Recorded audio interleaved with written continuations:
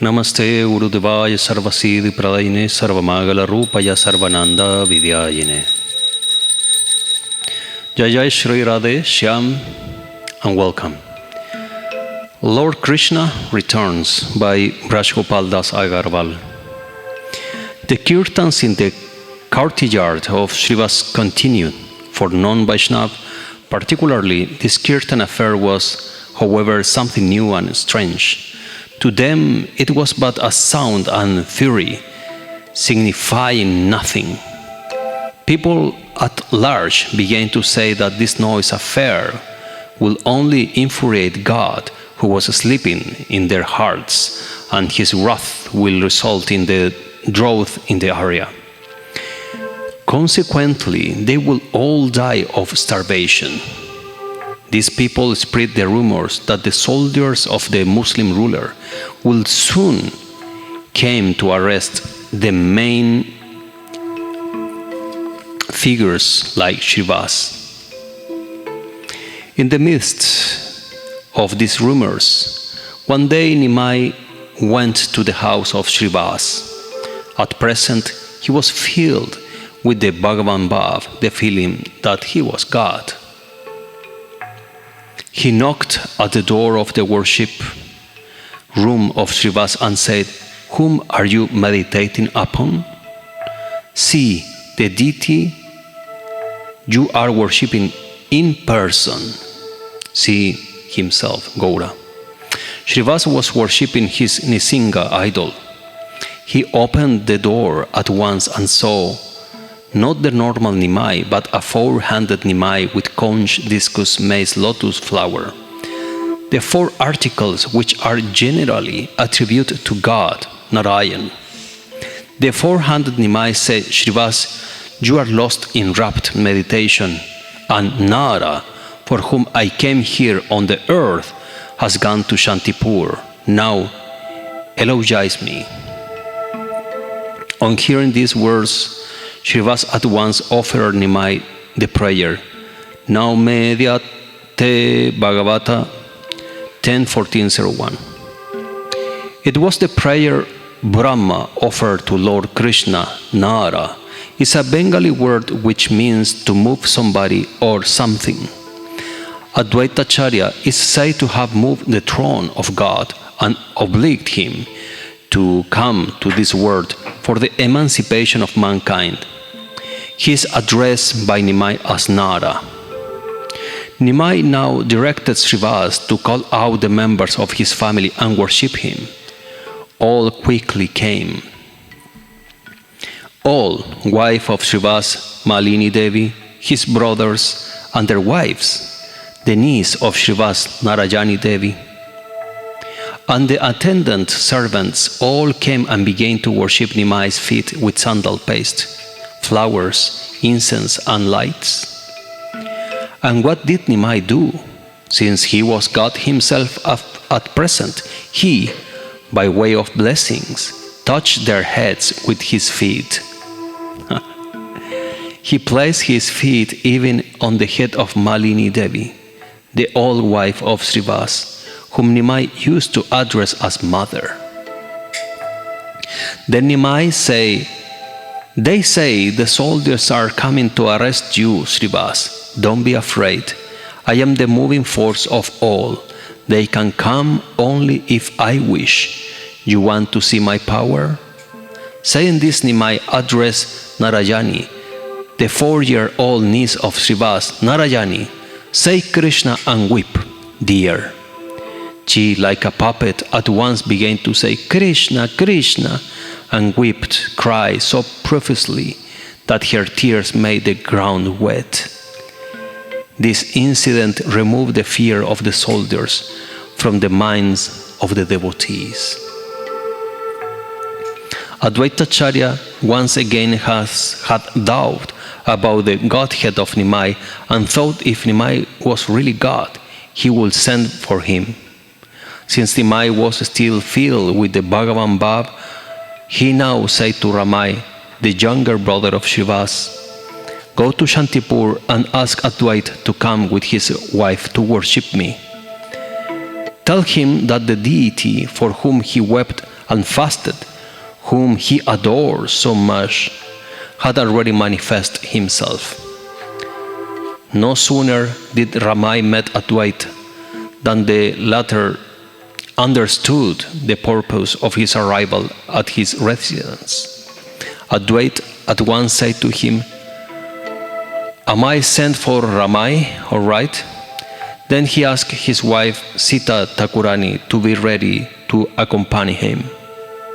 Advaita Acharya's faith in the Godhead of Nimai revived, yet he thought, "Let me test Nimai a bit more." He said to Ramai in Navadvip, "We will hide ourselves in the house of Nandan Acharya. You tell Nimai that Advaita has not come." As Nimai was omniscient, he knew Advaita's cunning. He sat on the deity's throne in the worship room of Srivas and said, "This Nara wants to test my Godhead." Just then Ramai returned and said, "Master, Acharya has not come." Nimai said, "All right, he's testing me. Go and bring him from the house of Nandan Acharya." Jai Nimai, Jai Nimai. On seeing Ramai, both Acharya and Sita Thakurani had a great pleasant surprise. They quickly came to the house of Srivas and worshipped Nimai's feet ceremonially. God Nimai, on his part, placed his feet on their heads. Suffice to say, then, when Nimai was acting and behaving as God, he did not know that he was doing so of his own accord. In fact, God makes the whole universe dance as he wishes. Who can make God dance? It is his own Yogamaya power that makes him dance as she wishes. Here too, Yogamaya assigns Nimai two roles according to the needs of the constant flow of the Lila. At times, she presents him as God, that he really is, and at others, she presents him as a perfect devotee just to teach mankind how truly and naturally God is worshipped.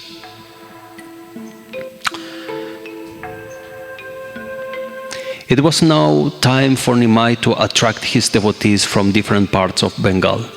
They rushed to Navadvip as rivers ran towards the sea or bees run towards the flowers.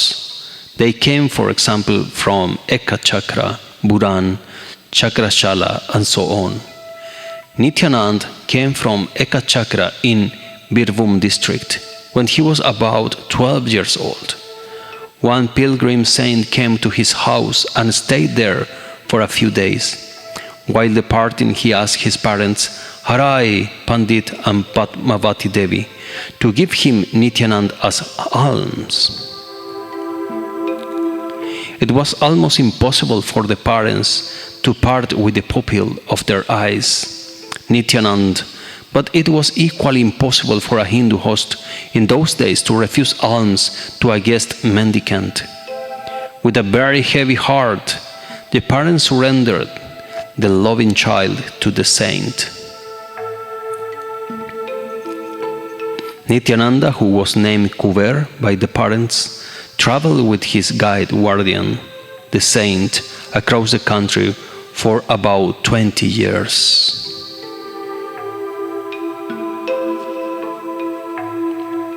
Now, when he was about 32 years old, he learned at Vrindavan, Mathura, that Lord Krishna had reappeared as Nimai Pandit in Navadvip. The Gauriya Vaishnavas hold that Nimai is two in one, Radha Krishna together. Similarly, they believe that Nityanand is also two in one, Balaram and Anang Manjari of Braj Lila. Naturally, Nityanand rushed to Navadvip to meet his loving younger brother, Krishna Nimai. Nityananda arrived in Navadvip and stayed secretly in the house of the old Vaishnav Nandan Acharya. Nimai, the omniscient, went there with his devotees and met Nityanand with great warmth of loving feelings. Since Nitai Nityananda was older than Nimai, he later always treated him with great respect and addressed him as Shripad. Nimai introduced Nityanand to Sachima as Vishwarup. His elder brother Amma did see her Vishwarup in him. Nityanand, on his part, regarded both Sachima and Malini Devi as his own mother. Let us now talk about Javan Haridas. He belonged to Buran village in district Jishore, now Khulna. He was born of Muslim parents, but practiced Hinduism. Instead of learning Kalma and reading the Quran, he chanted Harinam, the names of Krishna. For this, he was severely punished mentally and physically, not only by his own people, but by the Muslim authorities. He, however, adamantly told all that he will not give up chanting Harinam, even though his body was broken to pieces. Ultimately, Haridas went to Shantipur and lived there under the guidance of Advaita Acharya. It was through the Acharya that he received blessings of Nimai. One day, Nimai all at once began to weep and say, Bap Pundarik, Bap Pundarik. Bap means father. The devotees present there at that time could not understand what it meant. Being asked, Nimai said, he is a great devotee of Krishna, but looks very self-indulgent and luxurious. You will all have a chance to see him soon. This fortunate Pundarik was the zemindar of Chakrashala, Shattagram. Since he was in Braj Lila, Radha's father, Brishbhanu, our Nimai, filled with the Radha Bhav, the feeling that he was Radha herself, naturally remembered him and showed impatience to meet him. Pundarik had his residence in Navadvip also. He soon arrived there. Since Mukund Datta was also from Shattagram, he knew Pundarik very well. As he learned about the arrival of Pundarik, he said to Gadadhar Pandit, "Will you like to see a great devotee?" Gadadhar instantly agreed to accompany him. Both of them went to the residence of Pundarik. Mukund introduced Gadadhar to him. Gadadhar noticed his luxurious living, comfortable bedstead.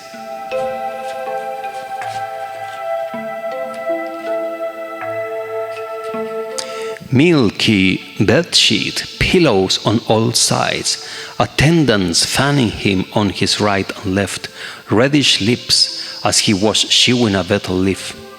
Gadadhar was actually disappointed to see that too materialistic style of life and began to think, why did Mukund bring me here? What sort of a devotee this gentleman is? Mukund at once read the mind of Gadadhar and to rectify his wrong impression, uttered the verse Aho Bakijam Stan Kal Kutum, Bhagavatam 3:2-23. The gist of the shloka is that Krishna blessed even Putna ogress. Other than him, whom shall we worship? The result was unimaginable. No sooner did Pundarik hear the words that he fell from his bedstead and became unconscious. Gadadhar felt repentant. I have committed a sin against such a great devotee, he thought, and I will make up for it by becoming a disciple of Pundarik. On their way back home, Gadadhar told Mukund about his decision, and due course of time, got mantra diksha from Pundarik. One night, Pundarik came to see Nimai secretly. Both of them met for the first time, but met as very well-known friends, embracing and shedding profuse tears of love and affection. One day, Sachima said to Nimai, "Last night I saw a dream. I saw that both of you and Nityananda entered the worship room and brought out the deities Balaram and Krishna in your hands. You held Balaram and Nityananda held Krishna. All the four began to quarrel before me. Balaram and Krishna say, 'Who are you, deceitful? Just leave the place. Milk, curd, sweets, all this is ours.' On hearing this, Nityananda replied, 'Gone are the days when you, cowherds, snatched the milk, butter, etc. from the hands of the gopis.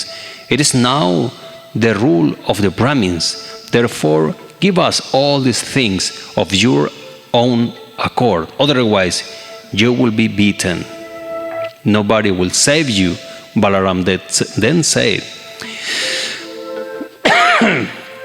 'I fasten both of you in the name of Krishna.' Nityananda was not to be defeated. He said, 'I am not afraid of your Krishna. My God is Gaur Vishvambar.' After this, all the four began to snatch and seize things and eat." Jai Nimai, Jai Nitai. Nimai, on hearing the dream, felt very happy and said, "Your dream is very good. Ma, today my suspicion is removed. I tell you what, I often notice that the prasad dish is not full. I used to think that your daughter-in-law had eaten part of it, but today I have no doubt that it is only the deity who eats your offering." Nimai was not so humorous always. Today, on hearing his joke, Vishnupriya Devi, standing behind the door, began to laugh gently. Sachima quickly retorted. She said to Nimai, "My daughter-in-law has everything in the house. Why will she eat stealthily from the deity's dish?" Nimai's kirtans at night in the house of Srivas continue. Some people didn't like it. They began to say, "What is this all?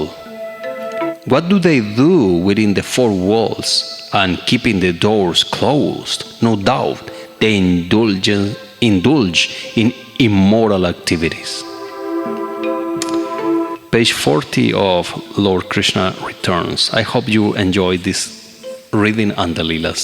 Wonderful reading. Truly wonderful.